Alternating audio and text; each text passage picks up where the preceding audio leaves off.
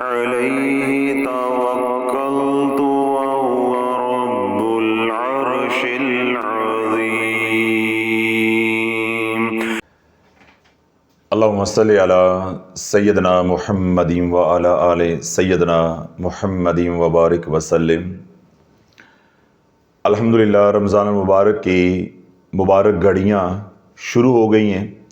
تو رمضان المبارک میں جہاں دیگر نیک اعمال کو ہم نے کرنا ہے، وہیں پہ جو سب سے زیادہ فضیلت والے اعمال ہیں، ان اعمال میں سے ایک عمل ہے تلاوت قرآن. بہت سے اذکار ہیں، بہت سے اعمال ہیں جو احادیث مبارکہ کے اندر آئے ہیں، جن کا اہتمام جو ہے رمضان المبارک میں کرنا چاہیے. لیکن جب سیدنا عبد الرحمن بن عوف رضی اللہ عنہ نے حضور علیہ الصلوۃ والسلام سے پوچھا کہ یا رسول اللہ، رمضان المبارک کا سب سے بڑا عمل کیا ہے؟ تو اللہ کے نبی علیہ الصلوۃ والسلام نے ارشاد فرمایا تلاوت قرآن. تلاوت قرآن، تلاوت قرآن سب سے بڑا عمل ہے رمضان المبارک میں. پھر اللہ کے محبوب علیہ الصلوۃ والسلام نے ارشاد فرمایا کہ جس نے ماہ رمضان کے اندر ایک آیت مبارکہ پڑھی، اللہ ایک ایک حرف کے اوپر ایک ایک شہید کا ثواب عطا فرمائے گا. یعنی رمضان المبارک میں قرآن مجید فرقان حمید پڑھنے کی اتنی فضیلت ہے. اب کیونکہ جب قرآن پڑھیں گے تو پھر قرآن کے مسائل بھی سامنے آئیں گے. جب نماز پڑھیں گے تو نماز کے مسائل بھی سامنے آئیں گے. جب تہجد پڑھیں گے تو تہجد کے مسائل بھی سامنے آئیں گے. یعنی جو کام انسان کرتا ہے پھر اس کے مسائل کا بھی اس کو سامنا ہوتا ہے. تو جب نماز ہی نہیں پڑھیں گے تو مسائل کا سامنا بھی نہیں ہوگا. اس طرح قرآن کی تلاوت سارا سال ہم کرتے نہیں ہیں تو کبھی مسائل بھی ہم نے نہیں پوچھے. اب کیونکہ میں نے بیانات کیے، بیانات کے اندر اس بات کو جو ہے میں نے عیاں کیا، سمجھانے کی کوشش کی، زور دیا کہ ماہ رمضان میں قرآن کا حق ادا کرو، تلاوت کا حق ادا کرو، قرآن پڑھو، تلاوت کرو. تو اب لوگوں کو یہ مسئلہ درپیش ہے کہ حضرت صاحب ہم قرآن پڑھتے ہیں لیکن قرآن مجید کے اندر بسا اوقات آیت سجدہ آ جاتی ہے تو ہمیں تلاوت سجدہ کرنے کا طریقہ معلوم نہیں ہے. تو آج جو موضوع ہے وہ یہ ہے کہ آیات سجدہ جو ہے جب ان کو تلاوت کیا جاتا ہے، پڑھا جاتا ہے، تو سجدہ جو ہے کیا وہ فرض ہو جاتا ہے، سجدہ واجب ہے، یا سجدہ سنت ہے، یا سجدہ نفل ہے؟ آیا سجدہ کرنا لازمی ہے؟ اگر نہیں کریں گے تو کیا ہوگا؟ اور اگر کرنا ہی ہے تو کب کرنا ہے اور کیسے کرنا ہے؟ اسی طرح قرآن مجید کے اندر کتنے سجدے ہیں اور وہ تمام سجدے کیا اکٹھے بھی کر سکتے ہیں؟ پھر اسی طرح کیا سجدہ جو ہے جب ہم تلاوت کر رہے ہوں تو تلاوت کرنے والے کے اوپر سجدہ جو ہے وہ لازم ہوتا ہے، یا پاس جو سن رہا ہے، میں منزل سنا رہی ہوں یا منزل سنا رہا ہوں تو کیا اس کے اوپر بھی سجدہ لازم ہو جاتا ہے؟ تو یہ تمام سوالات آج کے اس بیان کے اندر انشاءاللہ ہم جو ہے وہ کور کریں گے. پہلی بات اللہ والوں یہ سمجھ لیں کہ قرآن مجید فرقان حمید کے اندر 14 مقامات ایسے ہیں جہاں پہ سجدہ لازم ہے. یعنی 14 آیات سجدہ ہیں. جب ہم ان کی تلاوت کریں گے یا ان کی تلاوت سنیں گے، ساتھ کے ساتھ میں بات واضح کرتا جاؤں تاکہ تھوڑے وقت کے اندر سارے مسائل جو ہے ان کا احاطہ ہو جائے. آیات سجدہ میں سے کوئی آیت مبارکہ بھی آپ نے پڑھی، آپ نے تلاوت کی اور دوسرے نے اس کو سنا، پڑھنے والے کے اوپر بھی سجدہ لازم ہے، واجب ہے، اور سننے والے کے اوپر بھی سجدہ واجب ہو جائے گا. اب قرآن مجید کے اندر 14 آیات مبارکہ ہیں جن کو آیات سجدہ کہا جاتا ہے. اس میں سے کوئی بھی آپ پڑھیں گے تو آپ کے اوپر فی الفور سجدہ واجب ہو جائے گا، لازم ہو جائے گا. اگر آپ واجب کو توڑیں گے تو آپ گناہگار ہوں گے. اب یہاں یہ بات بھی سمجھ آ گئی. جو اگلا سوال تھا کہ جو سجدہ تلاوت ہے کیا وہ فرض ہے، کیا واجب ہے، سنت ہے، نفل ہے؟ نہیں بھائی، نہ وہ نفل ہے، نہ وہ سنت ہے، نہ وہ فرض ہے. سجدہ تلاوت واجب ہے. تو واجب کو توڑنے سے انسان گناہگار ہوتا ہے. اگر آپ سجدہ تلاوت مؤخر کیے رکھیں گے یا کریں گے نہیں تو آپ گناہگار ہوں گے. دو باتوں کے جواب آپ کو مل گئے کہ کل جو سجدے ہیں قرآن مجید کے اندر وہ 14 ہیں اور سجدہ تلاوت جو ہے وہ واجب ہے. ٹھیک ہے. اور تیسرے سوال کا جواب بھی آپ کو مل گیا کہ اگر آپ باواز بلند تلاوت کر رہے ہیں جس طرح میں بول رہا ہوں آپ حضرات سن رہے ہیں تو میں یہاں کوئی آیت سجدہ پڑھتا ہوں تو میرے اوپر بھی سجدہ لازم ہو جائے گا, واجب ہو جائے گا, اور سننے والے کے اوپر بھی سجدہ واجب ہو جائے گا. یہاں تھوڑی سی بات کی میں وضاحت کر رہا ہوں جو علماء اکثر نہیں کرتے, اس لیے وہ دین جو ہے وہ لوگوں کو پیچیدہ لگتا ہے اور لوگ دین پہ چلتے نہیں, پھر گناہ گار بھی ہوتے ہیں کیونکہ تربیت کی کمی ہے. مسائل بتائے جاتے ہیں لیکن تربیت نہیں کی جاتی. اس لیے رمضان مبارک میں بھی اور غیر رمضان میں بھی جب بھی آپ تلاوت کر رہے ہوں, جو اللہ والو تلاوت کر رہا ہے اس کے سامنے قرآن ہے, اسے معلوم ہے کہ یہ آیت سجدہ آگی اور آگے لکھا بھی ہوتا ہے سجدہ, ٹھیک ہے, وہ تو قرآن بند کرے گا اور سجدہ کر دے گا. ہم اجمی ہیں, ہمیں کیا پتا کہ یہ آیت سجدہ ہے, ہم سجدہ نہیں کریں گے. پھر اکثر لوگوں کو یہ مسئلہ ہی معلوم نہیں ہوتا کہ بھائی سجدہ اس نے بھی کرنا ہے اور سجدہ میں نے بھی کرنا ہے. تو اس لیے نہ اللہ والوں خود گناہ گار ہوں اور نہ دوسروں کو گناہ گار کرو. بات سمجھ آ گئی؟ نہ خود اس طرح کا کام کرو نہ دوسروں کو گناہ گار کرو. جب قرآن کی تلاوت کر رہے ہوں اور اس میں آیت سجدہ آ جائے تو آیت سجدہ جو ہے اس کو پست آواز کے ساتھ پڑھو تاکہ تمہارے قرآن کی تلاوت کی آواز دوسرے کے کانوں سے نہ ٹکرائے. اس لیے وہ سجدہ تلاوت جو ہے وہ آپ کے اوپر واجب ہوگا. دوسرے نے سنی نہیں ہے تلاوت, وہ آیت سنی نہیں ہے, اس کے اوپر واجب نہیں ہوگا. آپ معمول کے مطابق اپنا سجدہ کریں کیونکہ آپ کے اوپر واجب ہو چکا ہے. اب آپ باواز بلند پڑھ رہے ہیں جان بوجھ کے, آپ کو معلوم بھی یہ مسئلہ ہو گیا تو اللہ والو انہوں نے سجدہ اگر نہیں کیا تو اس کا گناہ, اس کا وبال بھی تمہارے اوپر ہوگا. کیونکہ دیکھو میں بھی بیٹھا ہوں گا نا تو ہم عجم ہیں, ہمیں معلوم ہی نہیں ہوگا کہ یہ آیت سجدہ ہے. بسا اوقات جو حافظ بھی ہوتے ہیں انہیں بھی معلوم نہیں ہوتا, اسے ہی معلوم ہوگا جو پکی منزل والا ہے کہ یہاں آیت سجدہ آ گیا ہے, اسے مسئلہ بھی معلوم ہوگا یا کوئی عالم دین بیٹھا ہو. تو اس طرح کے کام سے بھی اپنے آپ کو محفوظ کرنا ہے رمضان میں بھی اور غیر رمضان میں بھی, کیونکہ یہ مسئلہ رمضان کا نہیں ہے, یہ مسئلہ قرآن کی تلاوت کا ہے. اب اگلی بات یہ ہے کہ وہ حضرات جو قرآن کی تلاوت کر رہے ہیں قرآن کو یاد کرنے کے لیے, رات انہوں نے سپارہ سنانا ہے, منزل سنانی ہے, یا وہ بچے جو حفاظ بن رہے ہیں, حافظ بن رہے ہیں, وہ تکرار کر رہے ہیں, اپنا سبق یاد کر رہے ہیں, تو یہاں یہ مسئلہ بھی یاد رکھنا چاہیے کہ اگر ان کی ماں بچوں کو قرآن یاد کروا رہی ہے, سبق سن رہی ہے, اس میں آیت سجدہ آ جاتی ہے, بچہ جب آیت سجدہ پڑھے گا تو بچے کے اوپر بھی سجدہ واجب ہوگا. ماں اگر سن رہی ہے, سبق یاد کروا رہی ہے, یا استانی ہے یا استاد ہے, قاری صاحب ہیں, وہ سبق یاد کروا رہے ہیں, کر رہے ہیں, دونوں کے اوپر سجدہ واجب ہو جائے گا. اب اس کے اندر ایک اور سوال پیدا ہوتا ہے, جب ہم حفظ کر رہے ہوتے ہیں تو ایک بار ایک آیت پڑھنے سے تو وہ ازبر نہیں ہو جاتی, حفظ نہیں ہو جاتی, ہم پھر اسی آیت کو 20 بار جو ہے وہ دہراتے ہیں. تو کیا اتنے سجدے کرنے پڑیں گے؟ نہیں. جب تعلیم کا مسئلہ آ جاتا ہے, تدریس کا مسئلہ آ جاتا ہے تو شریعت جو ہے وہ رائے دیتی ہے, چاہے آپ کی حالت بدل بھی جائے, یعنی آپ یہاں اب قرآن اپنی ماما کو سنا رہے تھے, ٹھیک ہے, یا قاری صاحب کو سنا رہے تھے یا خود یاد کر رہے تھے, تو اب آپ کے اور آپ کے استاد کے اوپر سجدہ تلاوت واجب ہو گیا پہلی بار. اب آپ 15-20 منٹ پڑھتے رہے, اس کے بعد آپ باہر پانی پینے کے لیے چلے گئے, حالت بدل گئی نا. دوبارہ آ کے آپ نے پھر وہی آیت پڑھنا شروع کر دی تو حالت بدل بھی جائے گی, تو سجدہ واجب نہیں ہوگا, سجدہ واجب نہیں ہوگا. اسی طرح آپ عام لوگ ہیں, یعنی ہمارے جیسے, آپ تلاوت کر رہے تھے, سورت وہ پڑھ رہے تھے, اس میں آیت سجدہ تھی, جب آپ نے آیت سجدہ پڑھی سجدہ واجب ہو گیا, آپ نے سجدہ کر دیا. اب آپ کی حالت بدل گئی, آدھے گھنٹے کے بعد کھانا وانا کھا کے وضو کر کے دوبارہ آپ بیٹھ کے اسی سورت کی تلاوت کرنے کے لیے, اب آپ نے جب تلاوت کی نیت سے پڑھا تو دوبارہ آپ کے اوپر سجدہ واجب ہو جائے گا.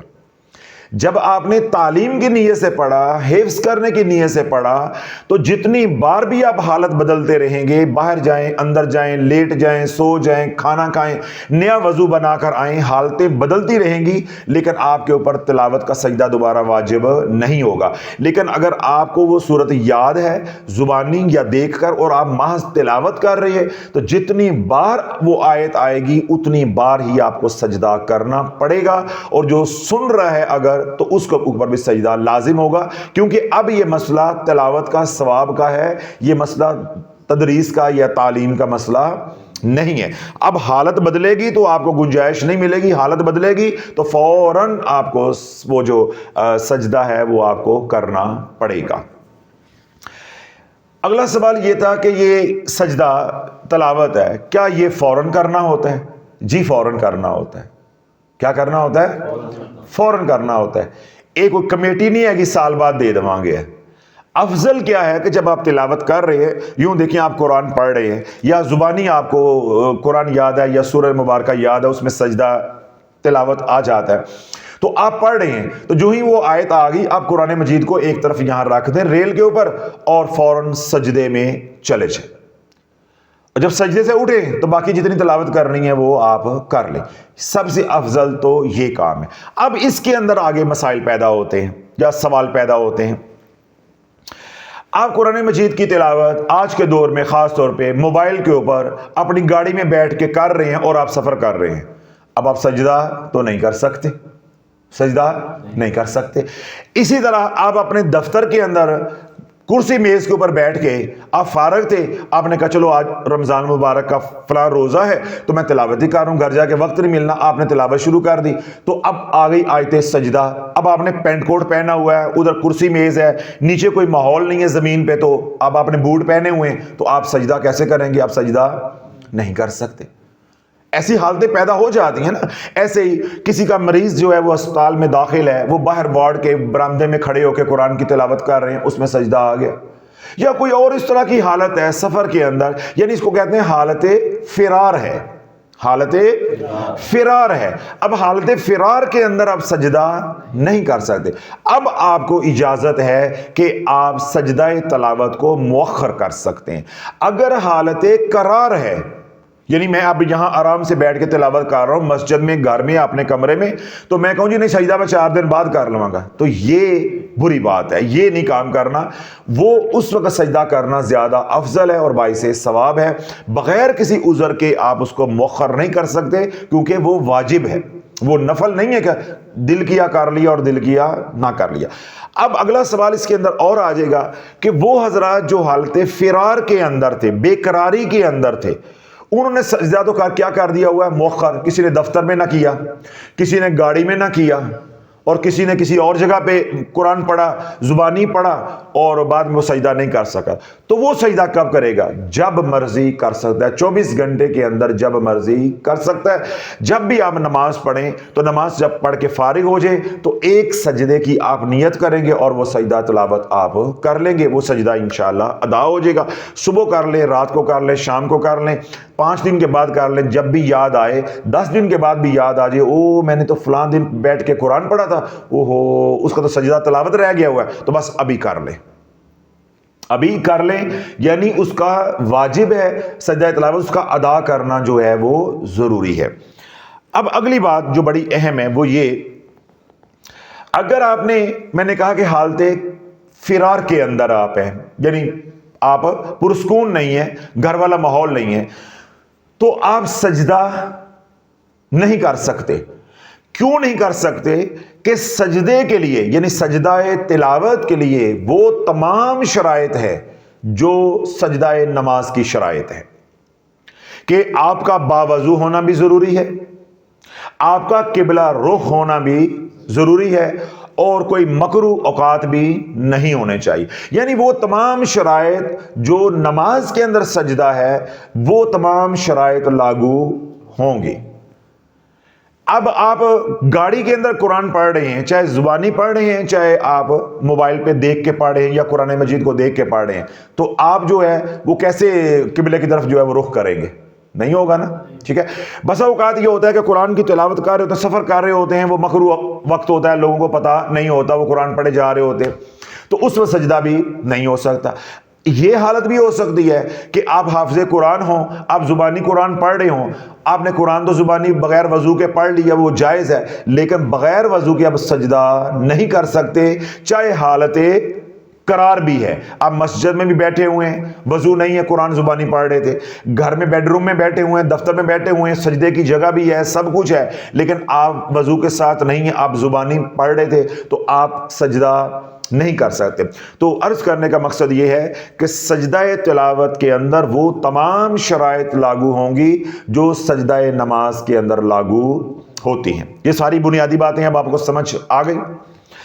اب آگے ہے کہ سجدہ تلاوت کرنا کیسے ہے, اس کا مسنون اور صحیح طریقہ کیا ہے, اس کا صحیح طریقہ کیا ہے. دیکھیں, اب آپ قرآن پڑھ رہے ہیں, آپ تلاوت کر رہے ہیں, تلاوت کرتے کرتے آیت سجدہ آ گئی. جب آیت سجدہ آ گئی تو میں نے کیا کہا کہ اپنے پاس ریل رکھیں, کوئی جگہ ہو اس پہ آپ قرآن مجید کو تعظیم کے ساتھ, ادب کے ساتھ رکھ دیں, اور جو افضل طریقہ ہے وہ آپ دیکھ لیں. اب آپ کیا کریں گے, آپ کھڑے ہوں گے سیدھا, جیسا میں بیٹھا ہوں تو آپ سیدھے کھڑے ہو جائیں گے. ٹھیک ہے, کھڑے ہو کے آپ کہیں گے اللہ اکبر. ہاتھ اپنے یوں رکھنے ہیں سیدھے, جس طرح نماز شروع کرنے سے پہلے ہم اپنے ہاتھ رکھتے ہیں ایسے رکھنے ہیں. جب آپ اللہ اکبر کہیں گے تو آپ نے اپنے ہاتھ اٹھا کے کانوں کی لو تک نہیں لے کر جانے. مسجدوں کے اندر لوگ جو ہے وہ سجدہ تلاوت کر رہے ہوتے ہیں, بڑی بڑی عمر کے لوگ, ان بیچاروں نے کبھی کسی سے سیکھا نہیں ہوتا. وہ کیا کرتے ہیں, بیٹھ کے کبھی سجدہ کرنا شروع کر دیتے ہیں, تو کیا کریں گے اللہ اکبر, پھر یہاں ہاتھ باندھ کے پھر سجدے میں جائیں گے, پھر اٹھ کے یہاں ہاتھ رکھیں گے التحیات پہ, پھر ایسے کر کے پتہ نہیں وہ کیا پھیرتے ہیں, مجھے تو سمجھ نہیں آتی کہ وہ ایسے کر کے تھوڑی دیر کے بعد یوں کر دیتے ہیں, وہ کس طرح وہ سجدے سے نکلتے ہیں. اللہ بولو یہ سارے طریقے غلط ہیں, سارے طریقے غلط ہیں. جو مسنون اور صحیح طریقہ ہے سجدہ تلاوت کرنے کا وہ کیا ہے, جب آیت سجدہ آ جائے, سجدہ واجب ہو گیا, آپ قرآن کو ایک طرف رکھ دیں, اب آپ سیدھے کھڑے ہو جائیں گے. سیدھے کھڑے ہو کے جس طرح میں نے بتایا ہاتھ آپ کے یوں سیدھے ہوں, آپ کہیں گے اللہ اکبر, اور سیدھا آپ سجدے میں چلے جائیں گے, نہ ہاتھ اٹھائیں گے, نہ ثنا پڑھیں گے, نہ رکوع کریں گے, سیدھا آپ جو ہے وہ سجدے میں چلے جائیں گے. سجدے میں جا کے آپ 3 مرتبہ تسبیح سجدہ پڑھیں گے. سجدہ کی تسبیح پڑھیں گے سبحان ربی العالی, سبحان ربی العالی, سبحان ربی العالی. یہ 3 بار پڑھ لے, 5 یا 7 بار پڑھیں گے تو یہ درجہ اوسط ہو جائے گا, اور اگر 11 بار پڑھیں گے تو یہ درجہ اول ہو جائے گا. اس کے 3 درجے احادیث مبارکہ کے اندر آئے ہیں. اللہ کے نبی علیہ الصلوۃ والسلام کی سنت مطہر ہے کہ سجدے کے اندر آپ 3 بار تسبیح بھی پڑھ سکتے ہیں, یہ ادنا درجہ ہے, یعنی کم از کم. آپ 5 یا 7 بار پڑھیں گے یہ اوسط درجہ ہو جائے گا. اگر آپ 11, 13, 15 بار پڑھیں گے تو یہ اعلیٰ درجہ ہو جائے گا, یعنی اول درجہ ہو جائے گا, سب سے افضل درجہ ہو جائے گا. تو جیسے آپ کو آسانی ہے یا جو آپ کی ترتیب ہے, آپ 3 بار پڑھ لیں, 5 بار پڑھ لیں, 7 بار پڑھ لیں, ہر طرح سجدہ ہو جائے گا. پھر جب آپ نے تسبیح پڑھ لی تو اب آپ نے کہنا ہے اللہ اکبر, تو سیدھا اسی طرح کھڑے ہو جانا ہے جیسے سجدہ کرنے سے پہلے کھڑے ہوئے تھے. یہ ہے صحیح, مسنون اور مستحب طریقہ سجدہ کرنے کا. سب سے افضل طریقہ یہ ہے سجدہ کرنے کا. یعنی قرآن کی تلاوت کر رہے تھے, آیت سجدہ آ گئی, قرآن کو آپ نے ایک طرف رکھ دیا, اب آپ سیدھے کھڑے ہوں گے بغیر ہاتھ اٹھائے, آپ کہیں گے اللہ اکبر, سیدھا سجدے میں چلے جائیں گے, اور جا کر 3 مرتبہ تسبیح سجدہ پڑھیں گے, اور اس کے بعد دوبارہ کھڑے ہو جائیں گے, پھر بیٹھ کے اپنے قرآن کی تلاوت جتنی آگے کرنی ہے وہ کر لیں. یہ طریقہ ہو گیا. اس سے کم درجہ جو ہے طریقہ یا دوسرا طریقہ ہے وہ کیا ہے کہ آپ تلاوت کر رہے ہیں قرآن مجید فرقان حمید کی, اب آیت سجدہ آ گئی ہے, آپ نے قرآن مجید کو ایک طرف رکھا, اسی طرح آپ سجدے میں چلے جائیں گے اللہ اکبر. نہ ہاتھ یہاں کرنے ہیں نہ یہاں کرنے ہیں, جس طرح پہلے میں نے بتایا. فوراً آپ قرآن مجید کو ایک طرف رکھ کے اسی طرح آپ کہاں چلے جائیں گے, سجدے میں چلے جائیں گے. وہی طریقہ 3 بار, 5 بار, 7 بار, 11 بار, 13 بار آپ تسبیح سجدہ پڑھیں گے, اور پھر کہیں گے اللہ اکبر. پھر اللہ اکبر کہہ کے دوبارہ ہاتھ یہاں رکھنے نہیں ہیں, بس سجدہ ہو گیا. یہاں ہاتھ التحیات میں نہ بیٹھنا ہے, نہ ہاتھ رکھنے ہیں, اور نہ یوں کرنا ہے, اور نہ یوں کرنا ہے جو ہاتھ ہلاتے ہیں. یہ کوئی کام اس کے اندر شامل نہیں ہے. اور اگر آپ کھڑے ہو کے سجدہ کرتے ہیں اور سجدہ کر کے کھڑے ہوتے ہیں تو یہ مستحب ہے. سنت بھی پوری ہو جائے گی, مستحب بھی پورا ہو جائے گا. جو پہلا طریقہ میں نے بتایا ہے وہ زیادہ افضل ہے. وہ زیادہ کیا ہے؟ افضل ہے۔ بس اوقات انسان تلاوت کر رہا ہوتا ہے تو انسان کو سستی ہو جاتی ہے، تو پھر آپ اس طرح بھی کر سکتے ہیں کہ قرآن کو ایک طرف کیا، اسی طرح بیٹھی ہوئی حالت کے اندر آپ سجدے میں چلے جائیں گے۔ کوئی کانوں کی لو تک ہاتھ نہیں ہے، چھاتی پہ ہاتھ نہیں باندھنے عورتوں نے یا مردوں نے، ناف پہ ہاتھ نہیں باندھنے، یا نہ رکوع کرنا ہے نہ قیام ہونا ہے، بس سیدھا سجدے میں جائیں گے، 3 بار 5 بار 7 بار تسبیح پڑھیں گے، اللہ اکبر کہہ کے اٹھ جائیں گے اور بقیہ قرآن کی تلاوت آپ شروع کر دیں گے۔ یہ مسئلہ بھی سمجھ آ گیا۔ اگلا مسئلہ، عورتیں سجدہ تلاوت کیسے کریں گی اور مرد جو ہے سجدہ تلاوت کیسے کریں گے؟ بھائی مرد جیسے سجدہ تلاوت کریں گے عورتیں جیسے کریں گے، اس میں کوئی فرق نہیں ہے۔ جیسے مرد نماز کے اندر سجدہ کرتے ہیں مرد ویسے ہی سجدہ کریں گے، عورتیں جس طرح نماز کے اندر جسم کو سمیٹ کے سجدہ کرتی ہیں عورتیں اسی طرح سجدہ کریں گی، اس میں تو کوئی فرق ہی کوئی نہیں ہے۔ عورتیں کیا ہیں کہ نماز میں سجدہ جب کرتی ہیں تو اپنے جسم کو کیا کرتی ہیں؟ سمیٹ لیتی ہیں۔ تو جس طرح آپ ہماری مائیں بہنیں معمول کی نماز کے اندر سجدہ کرتی ہیں ویسے ہی آپ بیٹھے بیٹھے سجدے میں چلی جائیں۔ ایک تو یہ طریقہ ہے۔ دوسرا طریقہ افضل میں نے کیا بتایا ہے؟ کھڑے ہو کے، کہ آپ بھی قرآن کو ایک طرف رکھ کے پہلے کھڑی ہوں، پھر اللہ اکبر کہہ کے سجدے میں چلی جائیں، 3 بار 5 بار 7 بار تسبیح پڑھیں، اس کے بعد اللہ اکبر کہہ کے کھڑی ہو جائیں، یہ آپ کا سجدہ تلاوت ادا ہو گیا۔ اس کے بعد بیٹھ کے اگر آپ نے مزید قرآن کی تلاوت کرنی ہے تو وہ آپ کریں۔ یہ بات بھی سمجھ آ گئی۔ اب آخری بات، کیا سجدہ تلاوت جو ہے مؤخر کیا جا سکتا ہے؟ وہ میں نے پہلے بھی تھوڑا سا جواب دیا ہے کہ آپ اگر حالت فرار ہے، مجبوری ہے، تو آپ مؤخر کر سکتے ہیں۔ جس طرح آپ کا وضو نہیں ہے، سڑک پہ قرآن پڑھ رہے ہیں، دفتر میں پڑھ رہے ہیں، دکان پہ بیٹھ کے پڑھ رہے ہیں، کسی گاڑی میں جا رہے ہیں وہاں پڑھ رہے ہیں، تو یہ وہ حالت فرار ہے، آپ کا وضو بھی ہے تو تب بھی آپ سجدہ نہیں کر سکتے۔ اور اگر آپ کا وضو نہیں ہے، آپ زبانی پڑھ رہے ہیں، حافظ ہیں، تو پھر تو ویسے بھی آپ کے لیے مسائل ہیں کہ آپ نہیں سجدہ کر سکتے، تو آپ مؤخر کر سکتے ہیں۔ لیکن مؤخر کیا ہے کہ اول فرصت کے اندر، پہلی فرصت کے اندر اس قرض کو جو ہے وہ ادا کر دیں، سجدے کو ادا کر دیں۔ جب بھی آپ کوئی نماز پڑھیں اگلی، تو اس نماز کے اندر آپ کو یاد آ جائے تو فوراً آپ نے سجدہ کر دینا ہے، اور اگر بالفرض یاد نہ رہے اگلی نماز میں کر لیں۔ 1 دن کے بعد یاد آ جائے، 2 دن کے بعد یاد آ جائے، جب بھی یاد آ جائے تو یہ واجب جو ہے یہ ادا کرنا ہے۔ اس کے ساتھ جو اگلی بات ہے اور آخری بات ہے وہ یہ کہ قرآن مجید فرقان حمید کے اندر 14 سجدے ہیں۔ کیا ہے؟ 14 سجدے ہیں۔ آپ قرآن مجید جو ہے کسی کو سنا رہے ہیں، ٹھیک ہے، تکرار کر رہے ہیں۔ جس طرح آج کل رمضان مبارک ہے کہ آپ 8-10 پارے جو ہے وہ دن میں پڑھ رہے ہیں، 8-10 پارے جو ہے وہ رات میں پڑھ رہے ہیں، یا 15 پارے دن میں پڑھ رہے ہیں، 15 پارے جو ہے وہ رات کو پڑھ رہے ہیں، تو سجدے آپ کے اوپر کتنے واجب ہو جائیں گے؟ 14۔ اور اب آپ ہیں حافظ، چلتے پھرتے بھی پڑھ رہے ہیں اور یاد کر رہے ہیں، منزل پکی کر رہے ہیں وغیرہ وغیرہ، کوئی ایسی حالت ہو، لیکن یہ بہت آج کے دور میں ناممکن غیر معمولی سا سوال ہے، لیکن کیونکہ سوال ہے میں جواب دے دیتا ہوں۔ تو آپ کے 14 سجدے اکٹھے ہو گئے، یا کوئی ایسی حالت کہہ لیں کہ سستی کا مارا ہوا تھا کہ اس نے سارا قرآن پڑھ لیا، قرآن کی تلاوت کر لی، چاہے 10 دن میں کی چاہے 5 دن میں کی، لیکن سجدہ تلاوت کیا ہی نہیں ہے، تو اب اس کے اوپر کتنے سجدے ہو گئے؟ 14۔ تو 14 سجدے آپ اکٹھے بھی کر سکتے ہیں، 14 سجدے آپ اکٹھے بھی کر سکتے ہیں۔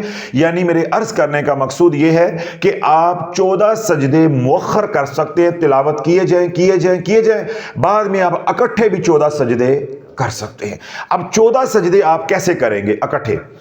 آپ کیا کریں گے کہ قرآن کی تلاوت آپ نے بند کر دی، اور یا آپ آج کر رہے ہیں تو قرآن ہے ہی نہیں، اب آپ سیدھے کھڑے ہو جائیں گے، جس طرح ایک سجدہ کرنے کے لیے کھڑے ہوئے تھے سیدھے کھڑے ہو جائیں گے، ہاتھ آپ کے یوں ہوں گے، کانوں کی لو تک نہیں لے کے جانے، محض اپنے دل کے اندر ارادہ کرنا ہے کہ میں سجدہ تلاوت کر رہا ہوں۔ اس کو نیت کہتے ہیں، دل کے ارادے کا نام نیت ہے۔ تو اب آپ نیت کریں گے کہ میں قرآن مجید فرقان حمید کے جو 14 سجدہ تلاوت ہیں ان کی نیت کر رہا ہوں۔ اگر ایک کا ہے تو ایک کی نیت کریں گے، اگر 2 ہیں تو 2 کی نیت کریں گے، اگر 14 ہے تو 14 کی اکٹھی نیت کرنی ہے، ایک کی نیت کرنے کی بھی ضرورت نہیں ہے۔ اب 14 سجدے ہیں یا 4 سجدے ہیں تو ہر بار نیت کرنے کی ضرورت نہیں ہے، دل کے ارادے کا ہی نام ہے۔ آپ کو معلوم ہے میرے 4 رہتے ہیں، میرے 3 رہتے ہیں یا میرے 14 رہتے ہیں۔ اب کسی کے رہتے ہوں 3، کسی کے رہتے ہوں 6 یا کسی کے رہتے ہوں 14، اب آپ کیا کریں گے؟ آپ سیدھے کھڑے ہوں گے، اللہ اکبر، سیدھا सजदे में चले जाएंगे। जब सजदे में चले जाएंगे तो आप जाके 3 बार 5 बार 7 बार 11 बार 13 बार जितनी आसानी है आप तस्बीह सजदा पढ़ेंगे और फिर अल्लाह अकबर खड़े हो जाएंगे, एक सजदा आपका हो खत्म। फिर दोबारा कहेंगे अल्लाह अकबर, फिर आप जाके तस्बीह सजदा पढ़ेंगे, फिर आप उठेंगे अल्लाह अकबर, 2 सजदे हो गए। तो यूं आप 13 सजदे जो है वो करेंगे, 13 सजदे करेंगे। अब जब 14वां सजदा आखिरी करेंगे उस पे भी आपने खड़े होना है। ये नहीं कहना कि अब आखिरी हो गया है तो अब मैं नीचे बैठा रहूं। समझ आ गई? देखिए, जब आप पहला सजदा करेंगे तो पहला सजदा करके दूसरे के लिए खड़े होंगे तो पहले के लिए भी खड़ा होना मुस्तहब जो है वो पूरा हो जाएगा, उसका सवाब भी मिल जाएगा। और अगले की नियत करते करते, अगले को शुरू करते करते उसका भी खड़ा होने का मुस्तहब जो है वो पूरा हो जाएगा। लेकिन ये फर्क पड़ेगा आखिर पे जाके। जब आपने 14वां सजदा किया तो 14 सजदे करने के बाद साह भी चढ़ गया तो बाद में आप कहें चलो नहीं मैं हूं बतख की तरह थल्ले ही हूं बह जावा, तो फिर आपका एक मुस्तहब जो है वो रह जाएगा। फिर जब आप आखिरी बार जब उठें सजदे से तो फिर दोबारा खड़े हों, ताकि तमाम जो सजदा तलावत हैं उनका जो खड़ा होना मुस्तहब है वो पूरा होता जाए और आपको मुकम्मल सवाब मिले, ताकि आला तरीन फजीलत जो है वो आप पा लें। तो ये तमाम वो मसाइल थे जो सजदा तिलावत के साथ जुड़े हुए हैं। इसलिए मैं तमाम हज़रात से गुजारिश करूँगा, आपसे भी है और तुम दुनिया भर में जो सोशल मीडिया पे हमें सुनते हैं, कि रमज़ान मुबारक में कुरान मजीद फुरकान हमीद की तिलावत का एहतमाम करें। जो हदीस पाक मैंने अभी बयान की वो थोड़ी मैंने की, उसका अव्वल हिस्सा बयान किया, उसको मैं मुकम्मल बयान कर देता हूँ ताकि आपके दिल के अंदर जो है कुरान मजीद की तिलावत का शौक़ पैदा हो। हज़रत अब्दुर्रहमान बिन औफ रज़ी अल्लाह अन्हु हुज़ूर अलैहिस्सलातु वस्सलाम की बारगाह में अर्ज़ की कि या रसूलुल्लाह, रमज़ान मुबारक का सबसे अफजल अमल कौन सा है? तो अल्लाह के नबी अलैहिस्सलातु वस्सलाम ने इरशाद फरमाया कि कुरान की तिलावत। तो हुज़ूर अलैहिस्सलातु वस्सलाम ने इरशाद फरमाया कि जिसने रमज़ान के अंदर माह रमज़ान में एक आयत मुबारका की तिलावत की, अल्लाह एक एक हरफ के ऊपर एक एक गुलाम आज़ाद करने का सवाब अता फरमाएगा। तो आपके पास एक अराबी बैठा हुआ था, जब उसने ये बात सुनी तो वो ज़ारो कतार रोने लगा। तो हुज़ूर अलैहिस्सलातु वस्सलाम ने उस अराबी से पूछा कि रोने की वजह क्या है, क्यों रोते हो? तो अर्ज़ की या रसूलुल्लाह, मैं अनपढ़ हूँ, मैं कुरान नहीं पढ़ा, तो मैं तो ये तमाम कमालात से, मोजज़ात से, करिश्मात से, फैज़ान से, सवाब से महरूम रह जाऊँगा। तो अल्लाह के नबी अलैहिस्सलातु वस्सलाम ने फिर सूरत इखलास कुल हुवल्लाहु अहद के फ़ज़ाइल को बयान किया। तो हुज़ूर अलैहिस्सलातु वस्सलाम ने फरमाया कि जिसने एक रमज़ान मुबारक में पढ़ी कुल हुवल्लाहु अहद अल्लाहुस समद लम यलिद वलम यूलद वलम यकुल लहू कुफुवन अहद, जिसने एक बार सूरत इखलास रमज़ान मुबारक में सिद्क़े दिल से हालते ईमान के अंदर पढ़ी, तो हुज़ूर अलैहिस्सलातु वस्सलाम ने इरशाद फरमाया कि अल्लाह उसके लिए जन्नत में 56 शहर तैयार करवाएगा और हर शहर के अंदर 56 महल होंगे और हर महल के अंदर 56 मकान होंगे और हर मकान के अंदर 56 हुजरे होंगे और हर हुजरे के अंदर 56 तख्त होंगे और हर तख्त के ऊपर 56 हूरें तेरे इंतजार में होंगी। फिर अल्लाह के नबी अलैहिस्सलातु वस्सलाम ने इरशाद फरमाया कि जिसने सूरत इखलास माह रमज़ान में हालते ईमान के अंदर पढ़ी, अल्लाह उसके 56,000 गुनाहों को माफ़ फरमा देगा, 56,000 नेकियां अता फरमाएगा और 56,000 दर्जात को बुलंद करेगा। जब अल्लाह के नबी अलैहिस्सलातु वस्सलाम ने सूरत इखलास यानी कुल हुवल्लाहु अहद के फ़ज़ाइल को बयान किया तो वो अराबी कहने लगा कि या रसूलुल्लाह, आपने मुझे बशारत दी है, मुझे खुश किया है, अल्लाह आपको अपना ख़ास लिक़ा यानी दीदार जो है वो अता करे, अल्लाह आपको भी खुश करे।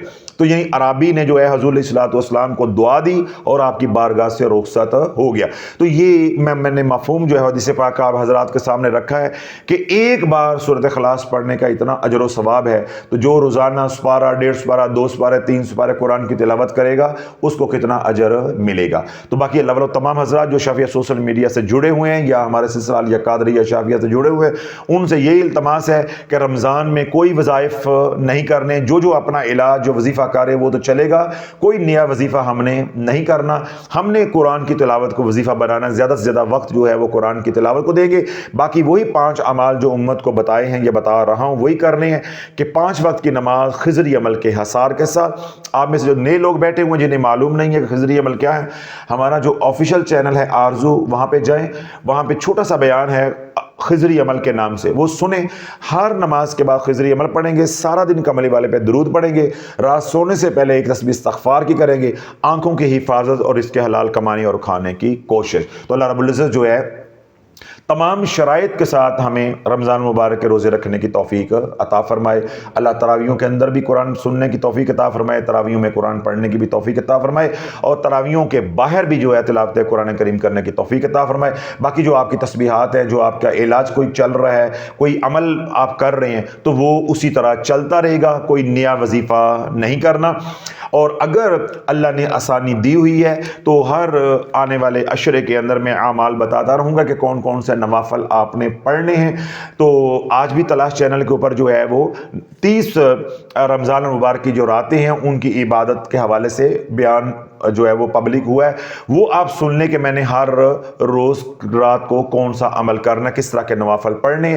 اور سب سے افضل یہ ہے، سب سے افضل کیا ہے کہ اگر آپ کو آسانی ہو تو رمضان المبارک میں آپ صلاۃ و تسبیح کا اہتمام کریں۔ انشاءاللہ آنے والے دنوں میں تفصیل کے ساتھ صلاۃ و تسبیح کے فضائل، کمالات، معجزات اور کرشمات کے اوپر بھی جو ہے وہ بیان کروں گا، تاکہ جو لوگ جو ہے صلاۃ و تسبیح پڑھنا چاہتے ہیں رمضان مبارک میں وہ پڑھ سکیں، اور جو نہیں پڑھتے وہ بیان سن کے ہو سکتا ہے اللہ ان کے دل میں شوق پیدا کر دے، وہ بھی پڑھنے والے بن جائے۔ تو اللہ رب العزت یہ تمام اعمال ہم سب کو کرنے کی توفیق عطا فرمائے۔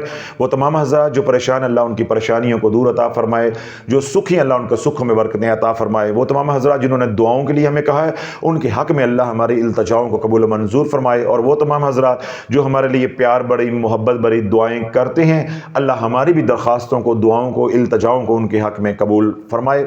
جو ہم نے مانگا اللہ وہ بھی عطا فرمائے، جو نہیں مانگ سکے اللہ وہ بھی عطا فرمائے۔ بالخصوص وہ حضرات جو بیمار ہیں، گھروں میں ہیں، اسپتالوں میں، جہاں کہیں بھی ہیں، اللہ انہیں شفاء کاملہ عاجلہ عطا فرمائے۔ اللہ سب کے لیے رمضان مبارک کی گھڑیاں آسان فرمائے، ہمیں بیماری سستی سے محفوظ رکھے، تاکہ ہم زیادہ سے زیادہ رمضان مبارک کے نفع جو ہے وہ اٹھانے والے بن جائے۔ سبحان ربک رب العزت عما یصفون وسلام علی المرسلین والحمد للہ رب العالمین۔